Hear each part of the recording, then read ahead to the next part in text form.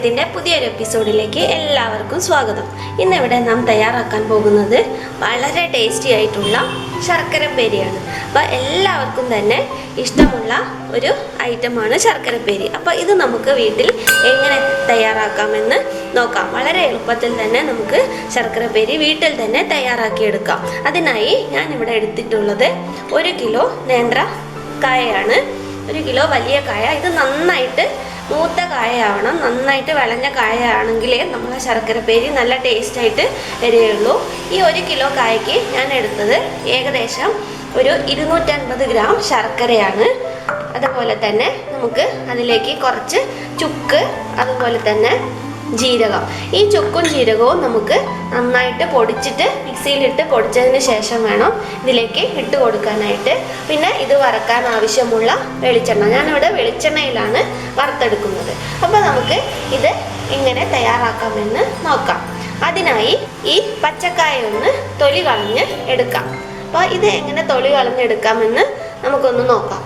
ഇപ്പോൾ തൊലി കളയാനായിട്ട് ഞാൻ ആദ്യമേ കുറച്ച് വെളിച്ചെണ്ണ എൻ്റെ കയ്യിൽ നന്നായിട്ട് സ്പ്രെഡ് ചെയ്ത് കൊടുത്തിട്ടുണ്ട്. ഇല്ലെങ്കിൽ ഇതിൻ്റെ കറ നമ്മളെ കയ്യിൽ നിന്ന് പോകാൻ ഭയങ്കര ബുദ്ധിമുട്ടായിരിക്കും. അപ്പോൾ നമുക്ക് നമ്മുടെ കായ ഒന്ന് തൊലി കളയാം. അതിനായി നമ്മൾ കായൻ്റെ മുകളിൽ ഇങ്ങനെ ഒരു വര വരഞ്ഞിട്ട് ജസ്റ്റ് ഒന്ന് ഇതിങ്ങനെ കത്തി വെച്ചിട്ട് ഇങ്ങനെ ആക്കുമ്പം തന്നെ നമുക്ക് ഈ കായൻ്റെ തൊലി നമുക്കിങ്ങനെ കിട്ടും. ഇനി നമ്മൾ കൈ വെച്ച് ഇങ്ങനെ ആക്കി കൊടുത്താൽ മതി. അപ്പോൾ അതിങ്ങനെ നമുക്ക് പെട്ടെന്ന് തന്നെ ഉരിഞ്ഞു കിട്ടും. ഇങ്ങനെ നമുക്ക് എല്ലാ കായയും ഒന്ന് തൊലി പൊളിച്ച് എടുക്കാം. പിന്നെ വേറെ ഒരു കാര്യം, ഈ തൊലി നമുക്ക് കളയേണ്ട ആവശ്യമില്ല. ഈ തൊലി നന്നായിട്ട് കഴുകി നമുക്ക് നല്ല ടേസ്റ്റി ആയിട്ടുള്ള ഉപ്പേരി ഉണ്ടാക്കിയെടുക്കാം. അപ്പോൾ നമുക്ക് ഈ കായ എല്ലാം തൊലി പൊളിച്ചെടുക്കാം. അപ്പം ഞാനിവിടെ എല്ലാ കായയും നന്നായിട്ട് തൊലിയൊക്കെ കളഞ്ഞ് നീറ്റാക്കി വെച്ചിട്ടുണ്ട്. ഏകദേശം 6 കായയാണ് നമുക്ക് 1 കിലോ വാഴക്കയിൽ കിട്ടിയത്. അതുപോലെ തന്നെ അതിൻ്റെ തൊലി ഞാൻ എടുത്ത് നന്നായിട്ട് കഴുകി മാറ്റി വെച്ചിട്ടുണ്ട്. ഇനി നമുക്ക് ഇതിനെ എങ്ങനെ മുറിച്ചെടുക്കാമെന്ന് നോക്കാം. ഇനി ഇതിൻ്റെ കറയൊന്നും കളയേണ്ട ആവശ്യമില്ല. ഇത് നമുക്ക് വറുത്ത് കോരേണ്ടതാണ്. അപ്പോൾ ഇത് നമുക്ക് എങ്ങനെ മുറിച്ചെടുക്കാമെന്ന് നോക്കാം. അതിനായി നമ്മൾ ഞാനിവിടെ കാണിച്ചു തരാം. ഇങ്ങനെ നടുവിലൂടെ ജസ്റ്റ് ഒന്ന് ഇങ്ങനെ വാഴക്കയുടെ അടി വരെ ഒന്ന് നമ്മൾ സ്ലിറ്റായിട്ട് ഇട്ട് കൊടുക്കാം. അപ്പോൾ അത് 2 എണ്ണമായിട്ടുണ്ട്. ഇനി നമ്മൾ ഇതെല്ലാം ഒരേ തിക്നെസ്സിൽ വേണം അരിഞ്ഞെടുക്കാനായിട്ട്. ഇല്ലെങ്കിൽ നമ്മൾ ഫ്രൈ ചെയ്യുമ്പോൾ അത് ചില കഷ്ണങ്ങളൊക്കെ നന്നായിട്ട് ക്രിസ്പി ആവും. അതുപോലെ ചിലതാണെങ്കിൽ വേവാത്ത പോലെ കാണും. അപ്പോൾ അതിനായിട്ട് നമ്മൾ ഏകദേശം എല്ലാം ഒരേ തിക്നെസ്സിൽ നമുക്കിതിനെ മുറിച്ചെടുക്കാം. അപ്പം ഞാനിവിടെ മുറിക്കുന്നുണ്ട് എല്ലാം. ഇപ്പം നമ്മുടെ കായ എല്ലാം നന്നായിട്ട് കറക്റ്റായിട്ട് മുറിച്ച് മാറ്റിയിട്ടുണ്ട്. ഏകദേശം ഇതാണ് തിക്നെസ്. അപ്പം എല്ലാം ഒരേ തിക്നെസ് തന്നെ വരാൻ നമ്മൾ നന്നായിട്ട് ശ്രദ്ധിക്കണം. ഇനി നമുക്കിതിനെ ഒന്ന് വറുത്തെടുക്കാം. അതിനായി ഞാനിവിടെ ഒരു ചീനച്ചട്ടി അടുപ്പിൽ വെച്ചിട്ടുണ്ട്. ഇതിലേക്ക് നമുക്ക് ആവശ്യത്തിനുള്ള വെളിച്ചെണ്ണ ഒഴിച്ചു കൊടുക്കാം. വെളിച്ചെണ്ണയിൽ വറുത്തെടുത്താലാണ് കൂടുതൽ ടേസ്റ്റ് ഉണ്ടാവുക. നിങ്ങൾക്ക് വേണമെങ്കിൽ ഓയിൽ വെച്ചിട്ടും ഇത് വറുത്തെടുക്കാവുന്നതാണ്.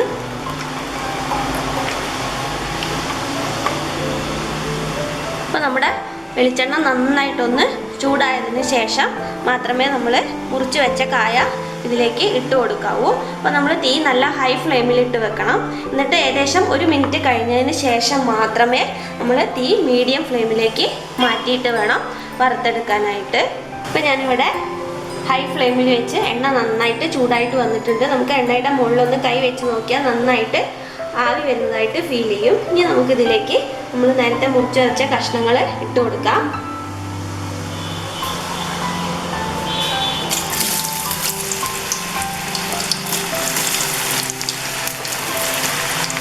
ഇട്ട് കൊടുക്കുമ്പോൾ വളരെയധികം ശ്രദ്ധിക്കണം. കാരണം എണ്ണ കയ്യിലേക്ക് തെറിക്കാൻ സാധ്യതയുണ്ട്. നമ്മൾ പതുക്കെ വേണം ഇട്ട് കൊടുക്കാനായിട്ട്.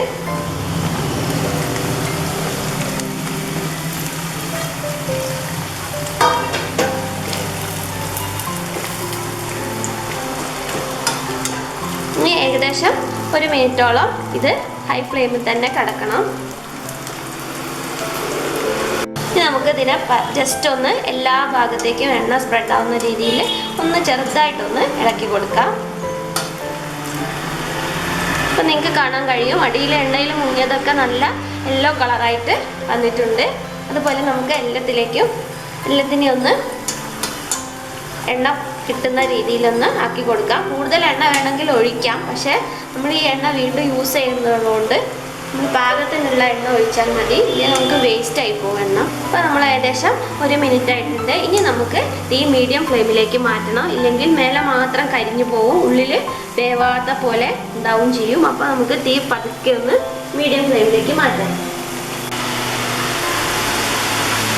അപ്പോൾ നമ്മുടെ കായ അത്യാവശ്യം ഫ്രൈ ആയി വരുന്നുണ്ട്. അപ്പോൾ നിങ്ങൾക്കൊരു സൗണ്ട് കേൾക്കാൻ കഴിയും. ഇത് നമുക്കിങ്ങനെ ഡ്രൈ ആയിട്ടുള്ളൊരു സൗണ്ട് കേൾക്കാൻ കഴിയും, കിൽ എന്നുള്ളൊരു സൗണ്ട് കേൾക്കാൻ കഴിയും.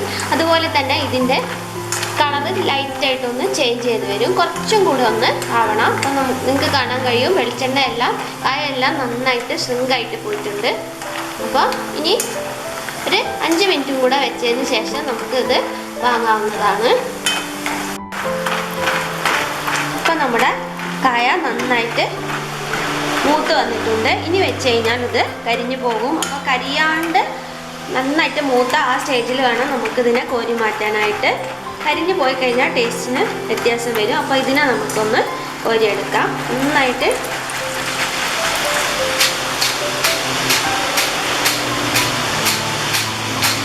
എണ്ണ പോയതിന് ശേഷം ഒരു പ്ലേറ്റിലേക്ക് നമുക്കിതിനെ നന്നായിട്ട് തണുക്കാനായിട്ട് മാറ്റി വെക്കാം. അപ്പം നിങ്ങൾക്കിത് പ്ലേറ്റിലേക്ക് ഇടുമ്പോൾ തന്നെ കേൾക്കാൻ കഴിയും, നല്ല ക്രിസ്പി അതിൻ്റെ സൗണ്ടാണിത്. ഇതാണ് ഇതിൻ്റെ കറക്റ്റ് പരുവം. ഇനി നമുക്കിത് നന്നായിട്ടൊന്ന് തണുക്കാൻ വെക്കാം. അപ്പം ഞാനിതിലേക്ക് ചുക്ക് പൊടിക്കാൻ വേണ്ടി മിക്സിയിലേക്ക് ഇട്ടിട്ടുണ്ട്. ഇത് നമുക്ക് നല്ലോണം ഉണങ്ങിയതായതുകൊണ്ട് ഇങ്ങനെ നന്നായിട്ട് പൊടിഞ്ഞു കിട്ടും. അപ്പോൾ നമുക്കിതൊന്ന് മിക്സിയിൽ പൊടിച്ചെടുക്കാം. അപ്പം ഞാനിവിടെ ചുക്ക് അത്യാവശ്യം പൊടിച്ച് വെച്ചിട്ടുണ്ട്. ഇതിലേക്ക് തന്നെ നമുക്ക് ജീരകം കൂടി ഒന്ന് ഇട്ട് കൊടുക്കാം. ഏകദേശം 1 ടീസ്പൂൺ ജീരകം മതിയാവും. ഏലക്കായ വേണമെങ്കിൽ ഏലക്കായും ഇടാം, പക്ഷെ ഞാനിവിടെ ചുക്കും ജീരകവും മാത്രമാണ് ഇടുന്നത്. 1 ടീസ്പൂൺ ജീരകവും ഇട്ട് കൊടുത്തിട്ടുണ്ട്. ചുക്കിൻ്റെ ഫ്ലേവറാണ് കൂടുതൽ നമുക്ക് മുന്നിൽ നിൽക്കേണ്ടത്, എന്നാലേ നമ്മുടെ ശർക്കര പേരിക്ക് നല്ല ടേസ്റ്റ് ഉണ്ടാവുള്ളൂ. അപ്പം ഞാൻ ഈ ജീരകം ഇട്ട് ഇനി നമുക്കിത് നന്നായിട്ട് ഫൈനായിട്ടൊന്ന് പൊടിച്ചെടുക്കാം.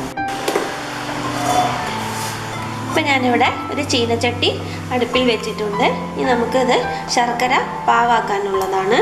അപ്പോൾ നമ്മുടെ ചീനച്ചട്ടി ചൂടായിട്ടുണ്ട്. നമുക്കിതിലേക്ക് ശർക്കര ഇട്ട് കൊടുക്കുക. അത് ഞാൻ നേരത്തെ പൊടിച്ചു വെച്ച ശർക്കര ഇതിലേക്ക് ഇട്ടിട്ട് നമുക്ക് നന്നായിട്ടൊന്ന് ഇളക്കി കൊടുക്കാം. അതിലേക്ക് ഒരു 1/4 ഗ്ലാസ് വെള്ളം കൂടെ ഒഴിച്ചു കൊടുക്കാം.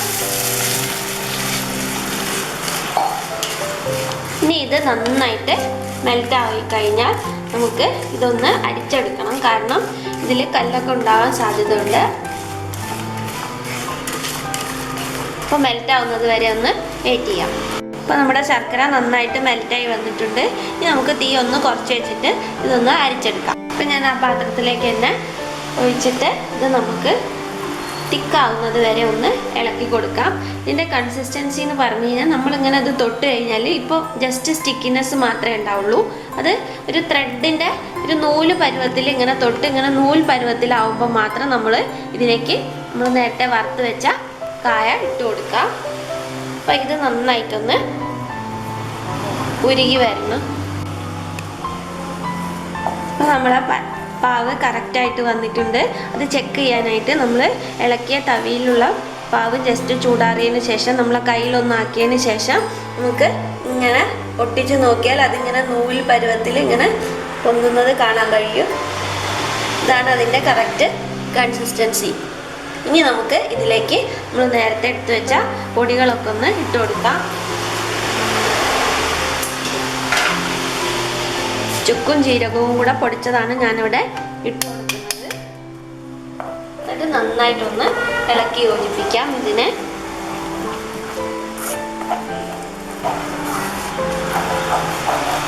അപ്പം നന്നായിട്ട് യോജിച്ച് വന്നിട്ടുണ്ട്.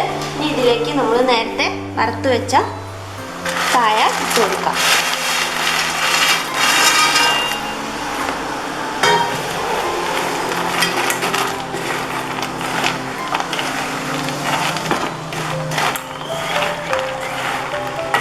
ഇത് എല്ലാത്തിലും സ്പ്രെഡ് ആവുന്ന രീതിയിൽ നന്നായിട്ടൊന്ന് ഇളക്കി യോജിപ്പിച്ച് കൊടുക്കുക. നമ്മളെ ശർക്കര പാനി മുഴുവൻ വറ്റി നമ്മളെ ഈ വറുത്ത കായയിൽ പിടിക്കുന്നത് വരെ നമുക്കിത് ഇളക്കി കൊടുക്കാം.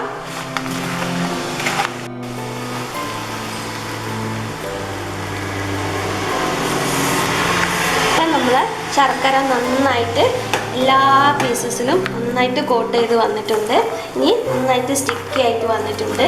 ഇനി ഇതൊക്കെ സെപ്പറേറ്റ് ചെയ്യണമെങ്കിൽ നമ്മൾ തീ ഓഫ് ജസ്റ്റ് ഇത് സ്റ്റിക്കി ആയി കഴിഞ്ഞതിന് ശേഷം ഒന്നും കൂടെ ഒന്ന് വറ്റാണ്ട് എന്നിട്ട് നമുക്ക് തീ ഓഫ് ചെയ്തതിന് ശേഷം അതിലേക്ക്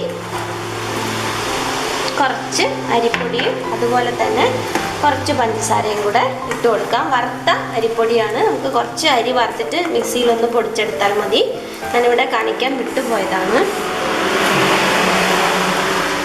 അപ്പോൾ നമ്മൾ അരിപ്പൊടി ഇട്ട് കൊടുത്തിട്ടുണ്ട് ഇതിലേക്ക്. അപ്പോൾ നിങ്ങൾക്ക് കാണാൻ കഴിയും, എല്ലാം സെപ്പറേറ്റ് ചെയ്ത് വരുന്നതായിട്ട് കാണാൻ കഴിയും. അതുപോലെ തന്നെ കുറച്ച് പഞ്ചസാരയും കൂടി ഇട്ട് കൊടുത്താൽ മതി. ഇതൊക്കെ സെപ്പറേറ്റ് ചെയ്ത് കിട്ടും. ഇതൊന്ന് ചൂടാറി കഴിഞ്ഞാൽ ഇതെല്ലാം സെപ്പറേറ്റ് ചെയ്ത് വരും. അപ്പം നമ്മുടെ ശർക്കരപ്പേരി ഇവിടെ തയ്യാറായി കഴിഞ്ഞിട്ടുണ്ട്. അപ്പോൾ എല്ലാവരും ഒന്ന് വീട്ടിൽ പരീക്ഷിച്ച് നോക്കുക. എൻ്റെ ഈ ചാനൽ ഇതുവരെ സബ്സ്ക്രൈബ് ചെയ്യാത്തവരുണ്ടെങ്കിൽ ഒന്ന് സബ്സ്ക്രൈബ് ചെയ്യുക, എല്ലാവരിലേക്കും ഷെയർ ചെയ്യുക. ഇനി നമുക്ക് ഇത് തണുത്തതിന് ശേഷം ഒരു പാത്രത്തിലേക്ക് മാറ്റി വെക്കാം. ഇനി മറ്റൊരു വിഭവമായി അടുത്ത എപ്പിസോഡിൽ കാണുന്നത് വരെ എല്ലാവർക്കും ബൈ.